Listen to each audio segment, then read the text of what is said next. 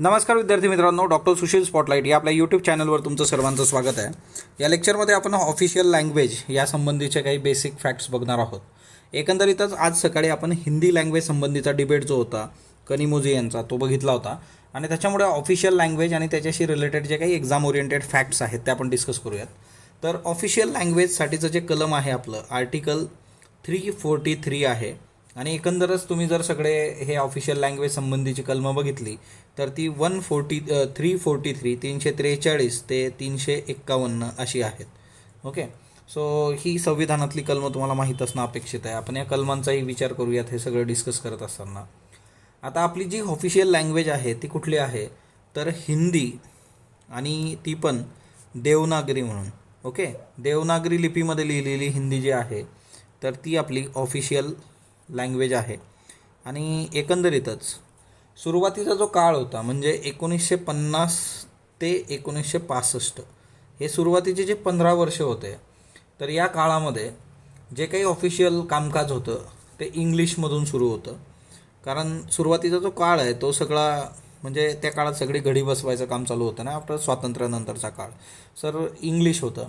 त्याच्यानंतर official language act आला 1963मध्ये. So जो हा ऑफिशियल लँग्वेज ॲक्ट आहे तर या ऑफिशियल लँग्वेज ॲक्ट 1963नुसार आपली जी भाषा झाली ऑफिशियल भाषा ती आहे Hindi, written in Devanagari script. आणि याच्याबरोबर आपण इंग्लिशही वापरतो, म्हणजे इंग्लिशचाही वापर आपण केला आणि याला कसलंही टाईम लिमिट नाही आहे याच्यानंतर. सो इंग्लिश आणि हिंदी या दोन्ही गोष्टी आहेत, तर ते एक आपण लक्षात घेणं गरजेचं आहे. सो असे बेसिक हे फॅक्ट्स आहेत. याच्या संबंधी ऑफिशियल लँग्वेज संबंधी वेळोवेळी आपल्या इथं कमिटी पण बनलेल्या आहेत आणि त्याचे कमिटी किंवा कमिशन्स आहेत. आता बघा, ऑफिशियल लँग्वेजसाठीची जे काही कमिटी असते किंवा एखादं कमिशन येतं तर त्या कमिशन किंवा कमिटीसाठीचं कलम जे आहे ते आहे आर्टिकल 344. आता जे कमिशन आहे, एक कमिशन आहे बघा जे आलं होतं सगळ्यात पहिलं, ते आहे BG खेर. आता BG खेर यांच्या चेअरमनशिप खाली जे आलेलं होतं ते 1955मध्ये आलेलं कमिशन आहे. त्याच्यानंतर मग यांनी रिपोर्ट सबमिट केला होता 1956मध्ये. ओके, आणि हा रिपोर्ट जो असतो की लँग्वेज संबंधीच्या तो रिपोर्ट प्रेसिडेंटला सबमिट केला जातो. तर हे पण एक महत्त्वाचं लक्षात ठेवा. त्याच्यानंतर दुसरी एक परत बनली होती, कमिटी बनली होती. नंतर हे कमिशन होतं, नंतर दुसरी जी होती ती कमिटी होती आणि त्या कमिटीचे जे हेड होते ते होते गोविंद वल्लभ पंत. तर ते एक महत्त्वाचं आहे. ओके, म्हणजे हे एक कमिटी आणि एक कमिशन. आता हे गोविंद वल्लभ पंतांची कमिटी जी आहे ती 1957मधली आहे. आणि ऑब्वियसली या सगळ्या याच्यात लक्षात ठेवा की हे जे रिपोर्ट्स आहेत, रिपोर्ट कुणाला जातात तर प्रेसिडेंट ऑफ इंडिया जो आहे त्याला रिपोर्ट सबमिट केले जातात, हा ना. लँग्वेज संबंधीची कमिटी किंवा कमिशन असेल तर ते एक लक्षात ठेवा.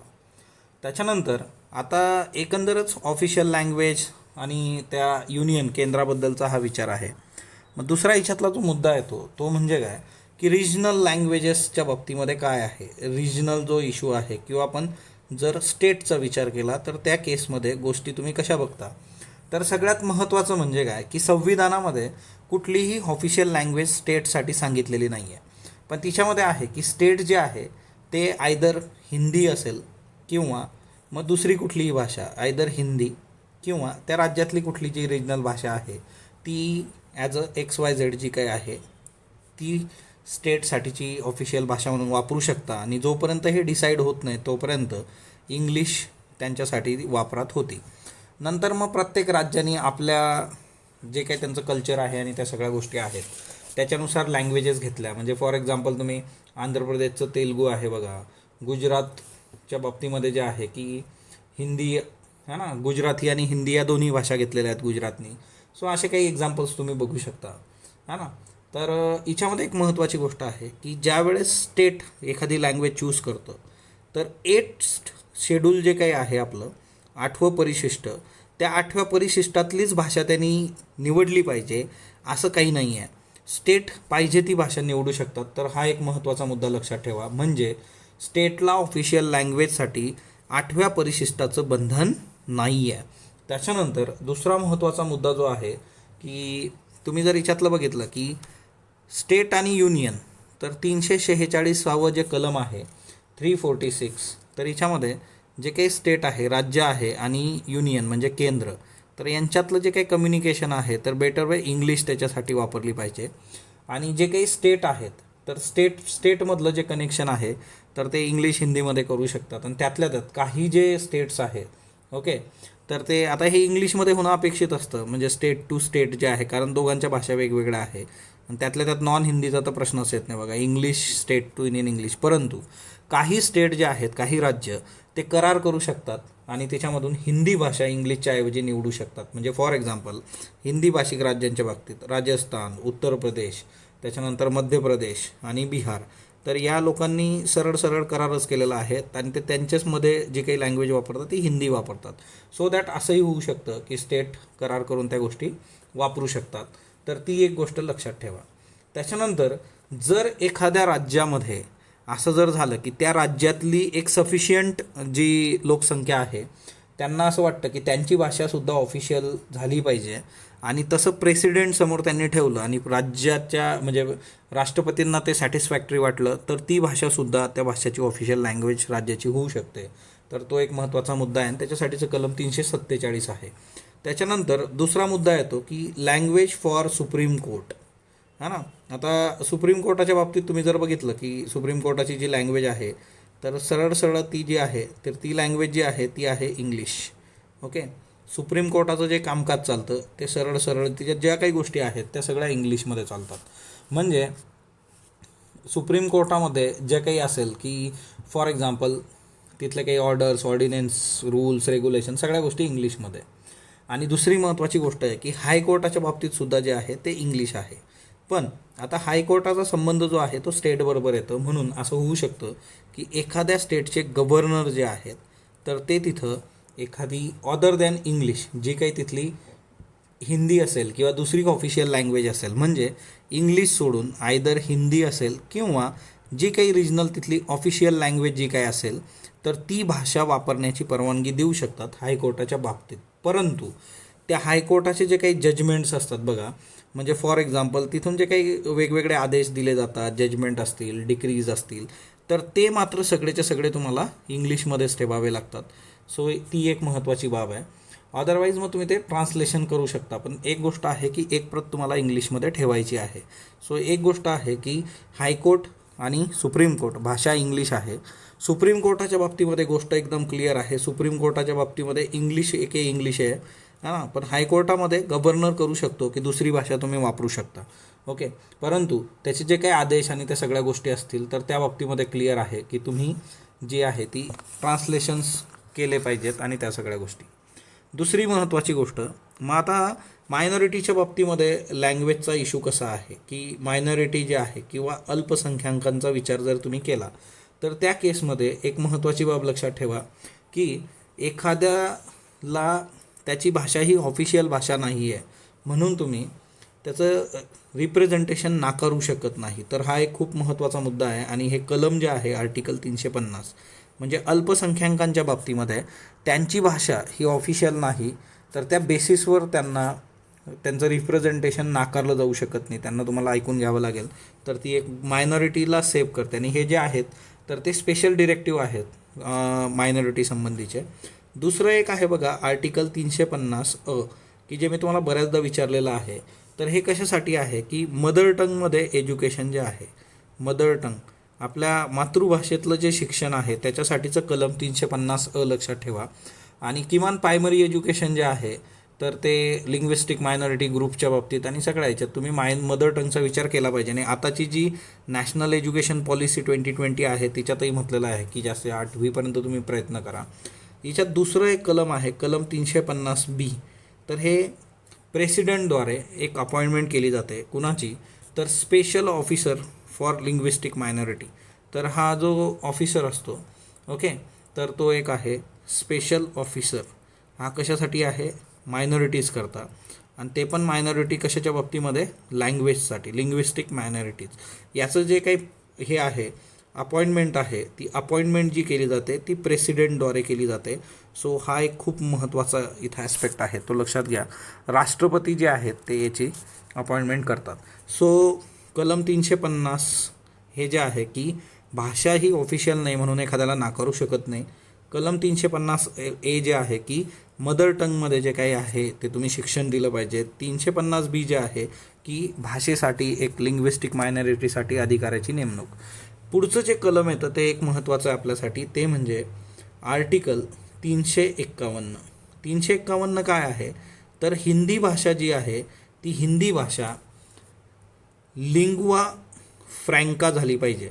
आता बघा हे काय प्रकरण आहे, लिंग्वा फ्रँका काय असतं. लिंग्वा फ्रँका म्हणजे काय की संपर्काची भाषा. आता हा जो शब्द आहे या शब्दाचा अर्थ होतो संपर्क भाषा. म्हणजे ज्या देशामध्ये किंवा ज्या प्रदेशामध्ये विविध भाषा बोलणारे लोक आहेत त्या लोकांनी एखाद्या एक्स भाषेचा वापर सर्वांनी एकमेकांशी संभाषण करण्यासाठी वापरावा, त्याला लिंग्वा फ्रँका म्हटलं जातं. आणि तेच हिंदीच्या बाबतीत व्हावं. आणि याच्यासाठी प्रयत्न कुणी करायचे आहे तर ते सेंट्रल गव्हर्नमेंटनी युनियननी प्रयत्न करायचे आहेत जेणेकरून हिंदीला प्रोत्साहन देणं. तर हे जे कलम आहे ते कलम 351 आहे, ते तुम्ही लक्षात ठेवा.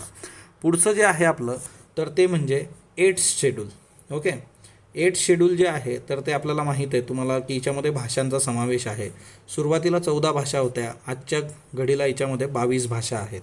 आणि जवळपास मोर दॅन 30+ भाषा ज्या आहेत त्यांना 8th शेड्यूलमध्ये यायचं आहे. 8th शेड्यूलमध्ये आल्यानंतर काय होतं तर सगळ्यात महत्त्वाची गोष्ट की तुम्हाला जे काही ऑफिशियल लँग्वेज कमिशन असतं बघा. Okay, official language commission. आता या ऑफिशियल लँग्वेज कमिशनमध्ये रिप्रेझेंटेशन मिळतं जर 8th शेड्यूलमध्ये ते भाषा असेल तर.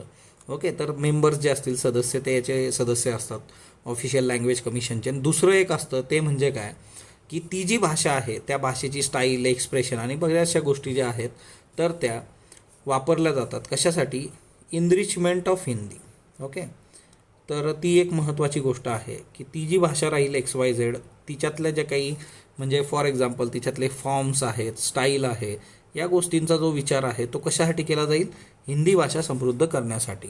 तर या दोन गोष्टी असतात. 8व्या शेड्यूलमध्ये भाषा गेल्यानंतर काय होतं तर त्याच्यासाठी त्या भाषेशी निगडीत लोकांना ऑफिशियल लँग्वेज कमिशनमध्ये रिप्रेझेंटेशन आहे आणि त्या भाषेमधून हिंदी भाषा कशी समृद्ध होईल ते बघितलं जातं. याच्या पलीकडे जाऊन तुम्हाला 3 महत्त्वाच्या घटनादुरुस्ती याच्यात लक्षात ठेवणं गरजेचं आहे. कुठल्या घटनादुरुस्तीने कुठली भाषा 8व्या शेड्यूलमध्ये ॲड झाली? सगळ्यात पहिली जी घटनादुरुस्ती आहे ती 21st कॉन्स्टिट्यूशनल अमेंडमेंट ॲक्ट, 21वी घटनादुरुस्ती जी झाली होती 1967मध्ये. सो 1967, 1967. त्याच्यानंतर दुसरी जी घटनादुरुस्ती आहे ती आपल्याला लक्षात ठेवायची आहे, ती आहे 71st कॉन्स्टिट्यूशनल अमेंडमेंट ॲक्ट म्हणजे 71वी घटनादुरुस्ती. ती झाली होती 1992मध्ये. आणि तिसरी जी आहे ती आहे 92वी घटनादुरुस्ती 92nd कॉन्स्टिट्यूशनल अमेंडमेंट ॲक्ट आणि ही झाली होती 2003मध्ये. तर हे पण एक आपल्यासाठी खूप खूप महत्त्वाचं आहे. आता ह्या 3 घटनादुरुस्ती ज्या आहेत याच्यामुळे मी तुम्हाला सांगितलं सुरुवातीला 14 भाषा होत्या, नंतर त्या 22 झाल्यात. मग आता याच्यामध्ये आपण तेच बघणार आहे की कुठल्या घटनादुरुस्तीने कुठली भाषा ॲड झालेली आहे. मग फॉर एक्झाम्पल पहिली जी आहे 21वी घटनादुरुस्ती 1967, हिच्यामुळे सिंधी भाषा जी आहे ती सिंधी भाषा हिच्यामध्ये ॲड झालेली आहे. एक भाषा ॲड झाली होती. 71वी जी घटनादुरुस्ती होती तिच्यामुळे 3 भाषा ॲड झाल्या होत्या, कोकणी, मणिपुरी आणि नेपाळी. सो नेपाळी भाषा जी आहे ती 8व्या शेड्यूलमध्ये आहे, हे लक्षात ठेवा. हा ना, बऱ्याचदा असं वाटू शकतं नेपाळची भाषा इकडे कशी असेल. त्याच्यानंतर 92वी जी घटनादुरुस्ती आहे त्याच्यानुसार बोडो, त्याच्यानंतर डोंगरी, मैथिली आणि संथाली. ओके, तर ह्या 4 भाषा ज्या होत्या त्या ॲड झाल्या होत्या. ओके, संथाली. ओके, सो तुम्हाला याला सिम्पली लक्षात ठेवायचं असेल तर याला फॉर्म्युले पण एक सिम्पल आहेत. ज्या लोकांना असं वाटतं की बाबा हे लक्षात राहणार नाही त्यांच्यासाठी तर एक सिम्पल फॉर्म्युला आहे बघा. माने हे आडनाव जे आहे ते है ना खूप कॉमन आहे आपल्या इथं आणि त्याच्यामध्ये पण धनंजय माने तुम्हाला आठवत असतील तर ते एक माने. सो याच्यामध्ये सिम्पल असं लक्षात ठेवायचं, कोण माने. 71वी घटनादुरुस्ती कोकणी, मणिपुरी, नेपाळी. आणि हे जे आहे खालचं संता बोला मै डॉन. ओके. सो डोंगरीचा डॉंग तुम्हाला माहीत असेल. सो संता संथाली, बोला बोडो, मै मैथिली, डॉन डोंगरी. तर हे जे काही घटनादुरुस्त्या आहेत त्या लक्षात ठेवा, त्या आपल्यासाठी महत्त्वाच्या आहेत. त्याच्यानंतर दुसरा याच्यातला महत्त्वाचा जो मुद्दा आहे तो म्हणजे काय की क्लासिकल लँग्वेजचं जे स्टेटस असतं तो एक महत्त्वाचा मुद्दा आहे बघा. Classical languages. Okay. Classical language किंवा अभिजात भाषा ज्याला म्हटलं जातं, तर त्याचं जे स्टेटस असतं तर तो एक फार कळीचा मुद्दा आहे. आणि हा प्रश्न बऱ्याचदा विचारून पण झालेला आहे वेगवेगळ्या याच्यामध्ये. तर ऑफिशियल लँग्वेज क्लासिकल लँग्वेजचा जो मुद्दा होता, तर गव्हर्नमेंटनी सगळ्यात महत्त्वाचं जे होतं ते 2004मध्ये ही कन्सेप्ट आणली होती. आणि ती जेव्हा पूर्णत्वास गेलेली आहे तर ती 2006मध्ये गेलेली आहे. आता ह्या सगळ्या याच्यामध्ये महत्त्वाचा मुद्दा जो आहे की ऑफिशियल क्लासिकल लँग्वेज जी आहे ती सगळ्यात पहिली जी होती 2004मध्ये तमिळ जी आहे ती सर्वात पहिली आहे. त्याच्यानंतर 2005मध्ये जी आहे तर ती संस्कृत आहे बघा. तर असं वाटू शकतं की संस्कृत फार जुनं आहे, ते पहिल्यांदा गेलं असेल तर ते दुसऱ्यांदा गेलं आहे. 2008चा तुम्ही विचार केला तर तिच्यामध्ये तेलुगू आहे. त्याच्यानंतर दुसरी जी लँग्वेज आहे 2008मध्येच ती आहे कन्नड. ओके. त्याच्यानंतर 2013मध्ये एक भाषा परत ॲड झाली, ती होती मल्याळम. तर ती 2013मध्ये. 2014मध्ये जी भाषा ॲड झालेली आहे ती आहे ओडिया. आता बघा याच्या बाबतीत एक गोष्ट दुसरी लक्षात ठेवा. ओडियाच्या बाबतीमध्ये हिचं ॲक्च्युली नाव आधी जे होतं ते ओरिया असं होतं, परंतु 96वी घटनादुरुस्ती जी आहे कॉन्स्टिट्यूशनल अमेंडमेंट ॲक्ट 1996 जी आहे याच्यानुसार 2011मध्ये हे जे ओरियाचं ओडिया करण्यात आलं. तर हे पण एक 96वी घटनादुरुस्ती इथं लक्षात ठेवा. तर ह्या भाषा ज्या आहेत तर ह्या सगळ्या अभिजात भाषा आहेत. आता बघा याच्यामध्ये मराठी भाषेचा समावेश नाही आणि तो मराठी भाषेचा समावेश याच्यात व्हावा याच्यासाठी सध्या बरेचसे प्रयत्न चालू आहेत वेगवेगळ्या प्रतलांवर. तर ती एक गोष्ट लक्षात ठेवा. या ऑफिशियल लँग्वेजेस ज्या काही असतात ते काय असतात, तर सगळ्यात महत्त्वाची गोष्ट जी क्लासिकल लँग्वेज. तर क्लासिकल लँग्वेज संबंधी एक सिंपल गणित असं आहे की जवळपास एक 1500 ते 2000 वर्षापूर्वीचं मटेरियल तिच्यामध्ये असणं गरजेचं असतं. म्हणजे तिच्यातलं जे साहित्य आहे ते साहित्य ओरिजिनल असावं है ना. तिच्यामध्ये कसल्याही पद्धतीची मिसळ नसावी किंवा दुसऱ्या कोणाचं कॉपी नसावं, असे काही नियम आहेत. त्यातल्या त्यात दुसरी महत्त्वाची गोष्ट, एखादी भाषा क्लासिकल भाषा होते, अभिजात होते, काय मिळतं त्याला, तर त्याच्यामध्ये सगळ्यात मुद्दा जो आहे तो म्हणजे काय की त्याला फायनान्शियल असिस्टन्स मिळतो, म्हणजे पैसे मिळतात. दुसरी महत्त्वाची गोष्ट जी असतात की त्याच्यामध्ये सेंटर्स ऑफ एक्सलन्स ज्या आहेत त्या लँग्वेज संबंधीचे ते उभे केले जातात.